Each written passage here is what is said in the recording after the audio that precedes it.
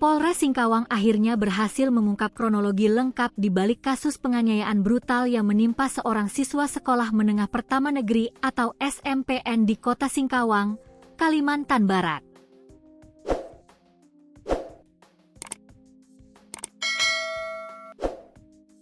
Korban diketahui bernama Wesley yang baru berusia 12 tahun.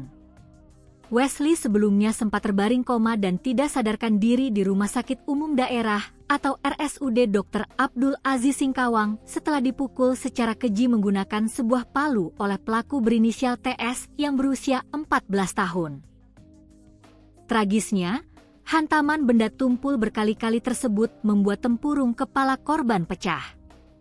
Padahal, pelaku TS diketahui merupakan teman bermain korban sendiri. Kanit Perlindungan Perempuan dan Anak atau PPA Satreskrim Polres Singkawang, Ibda Wijaya Rahmadinata, menyampaikan bahwa berdasarkan hasil pemeriksaan intensif, kronologi kejadian bermula dari perkelahian antara pelaku dan korban yang sempat terjadi pada bulan April lalu. Dalam duel remaja tersebut, pelaku TS kalah dan mengalami cedera patah tulang pada bagian tangannya. Merasa dipermalukan dan tidak terima dengan kondisi fisiknya, sejak saat itulah muncul rasa dendam membara di benak pelaku untuk membalas perbuatannya kepada korban Wesley. Dendam kesuma tersebut akhirnya diwujudkan pelaku pada tanggal 15 Mei. TS menyusun rencana matang untuk menganiaya korban secara terencana dengan membawa sebuah palu besi atau tukul dari rumahnya.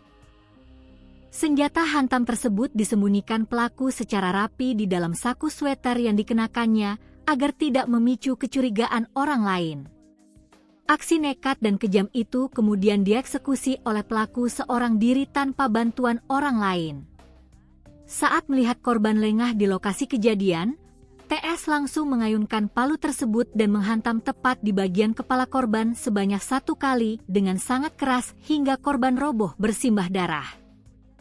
Orang tua korban baru mengetahui peristiwa memilukan ini setelah mendapatkan informasi darurat dari warga yang berada di sekitar tempat kejadian perkara atau TKP.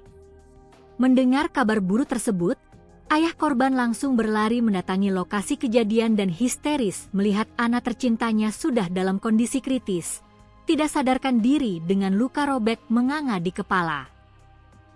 Tanpa buang waktu, orang tua korban langsung melarikan Wesley ke rumah sakit terdekat untuk mendapatkan penanganan medis darurat, sebelum akhirnya resmi melaporkan insiden berdarah ini ke Mapolres Singkawang.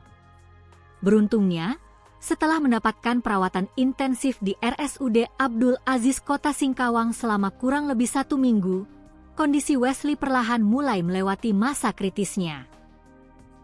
Berdasarkan informasi terbaru dari pihak keluarga, korban kini sudah diperbolehkan pulang untuk menjalani rawat jalan di rumah. Namun, dampak dari cedera saraf kepala yang sangat parah membuat kondisi fisik Wesley masih sangat lemah, bahkan salah satu kakinya dikabarkan mengalami kelumpuhan total.